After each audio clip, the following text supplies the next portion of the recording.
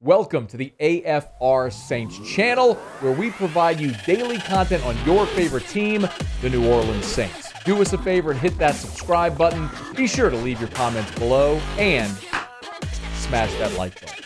Who dat?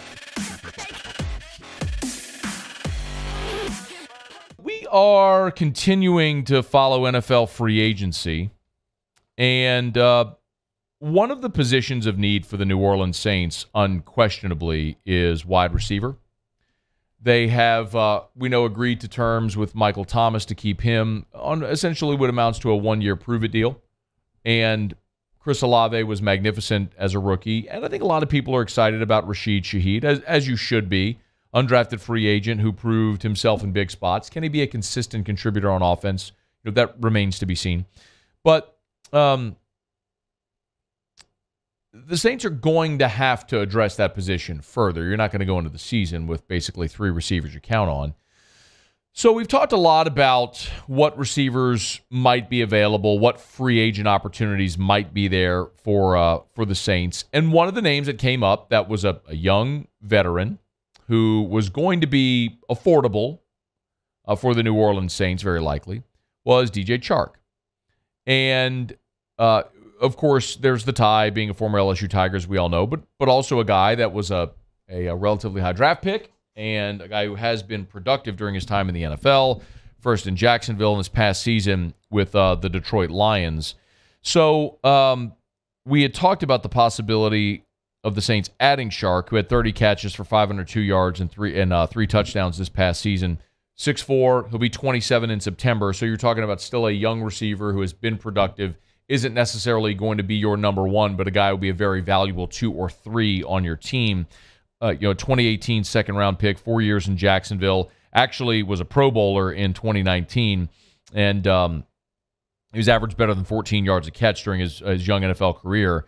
But DJ Chark is not going to be headed to New Orleans because he's headed to Carolina. That deal inked today. So no terms of the deal yet, but when you look at Carolina, you can see very clearly what they are doing. And I am certain some of you are going to grow tired of me talking about Carolina. But if you are objectively removing yourself and looking at what Carolina has done this offseason and not thinking of it through the prism of a Saints fan, Carolina has set themselves up for a really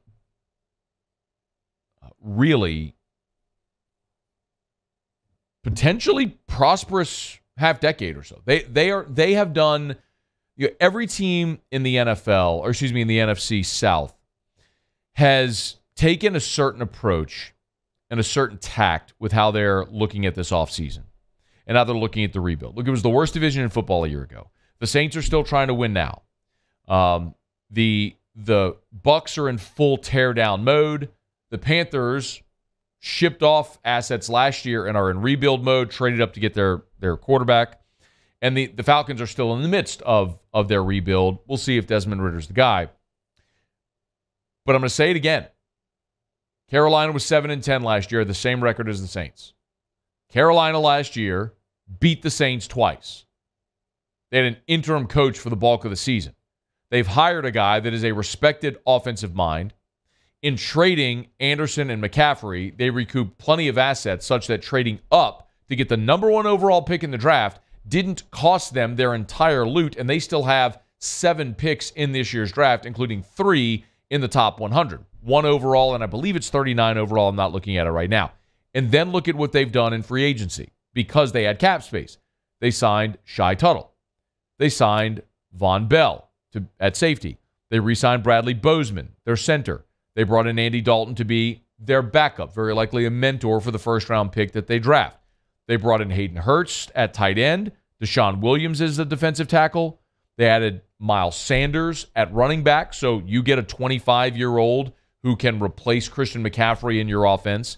They signed a veteran receiver in Adam Thielen, and now they've signed another veteran receiver in DJ Chark to go along with Terrace Marshall, who's still there, and I would assume they might even draft a receiver. And they've also signed Eddie Pinheiro at kicker and another offensive lineman in Justin McCray. But I don't know how you can objectively look at Carolina and think at this point man, what are they doing in Carolina?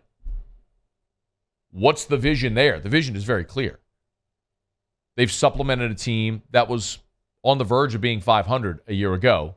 They're adding what they hope will be their franchise quarterback, and they're giving him weapons. Thielen, Chark, Miles Sanders to go along with Terrace Marshall, who's already there. You've re-signed your starting center in Bradley Bozeman. You're fortifying your defense up front and at safety. Like, again, you don't have to like it. You can disagree with me, but if you're disagreeing with me, it's strictly on the premise of the fact that you don't want to give Carolina credit for the fact that they are very strategically and soundly building a roster that is better than yours. And if, big if, but if they hit with that first pick, if it's CJ Stroud or Bryce Young, whichever way they go, if they hit, Carolina is poised to control this division for the next decade. As for the Saints, they continue to look for receiver help, and a guy that we know won't be back now is Marquez Callaway. He's being signed by a guy that knows him well, Sean Payton. Marquez Callaway today signed with the Denver Broncos. So Sean now is bringing another former Saint to Denver. Callaway, it's a one-year deal with Denver. He entered the league as an undrafted free agent. His most productive season was the 2021 season, which was Sean Payton's last, of course. He had 46 catches for 698. We know what happened that year with all the injuries at receiver. You know, Michael Thomas missed the entire season, and Callaway's an undrafted rookie, had to emerge and be your number one guy. But, you know, he's played 14 games with, in 2022, played 14 games with 3 starts. His role diminished, obviously, behind Chris Olave and Jarvis Landry, albeit he was injured, we know. It's worth mentioning that Denver also added Tony Jones Jr., the former Notre Dame running back that Sean Payton signed as an undrafted free agent, and the Saints let go. He's now headed to Denver with Sean Payton as well, which makes sense. I mean, these are guys that Sean Payton scouted, liked, signed, used. He left, and now he knows the player, and they know him and his expectations. So, and he knows their skill set. So Callaway goes to Denver. The Pels chose not to offer him a restricted free agent contract. They didn't tender him because they probably assumed they could have maybe signed him to a cheaper deal than what they would have had to if they had tendered him. But as it is, Callaway signs with Denver.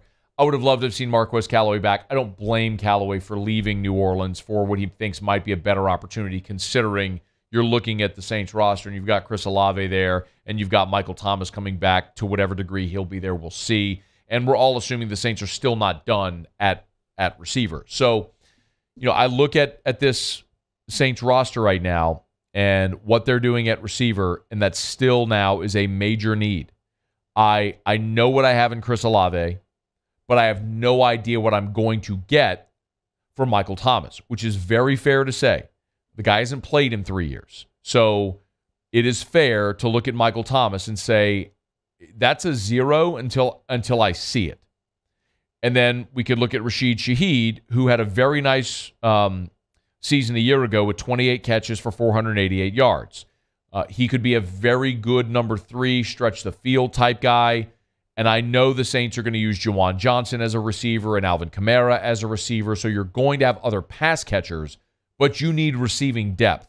Tre'Quan Smith is still under contract. We'll see what they elect to do there. Jarvis Landry's a free agent. It's unlikely that he's back. And Marquez Callaway is gone. So when you look at your leading receivers from a year ago, again, not pass catchers, I'm specifically talking about wide receivers. It was Olave, Rashid Shaheed, Tre'Quan Smith, Jarvis, Michael Thomas, Marquez Callaway. Well, when you look at it, Olave's back, Rashid Shaheed's back, and that's it. So unless you're really counting or really banking on Tre'Quan Smith at this point. But what direction the Saints go, if it's free agency, if it's the draft, I'm a little open to either. But I'll tell you, I do look at this year's draft almost like I look at this year's running back draft class as well, where there is so much talented depth at the receiver position in this year's draft. Like, I think at the top of the draft, you're probably taking a little bit of a shot. Like, do you really want to use a first-round pick on Zay Flowers from Boston College? I get it. He tested off the charts. but I also have questions there. But if you're sitting there in round 3 and Kayshon Boutte's there in round 3, that's a no-brainer, right? There is great receiving depth throughout this draft, whereas maybe there's not the no-doubt Jamar Chase top 5 pick, Justin Jefferson first-rounder in this year's draft.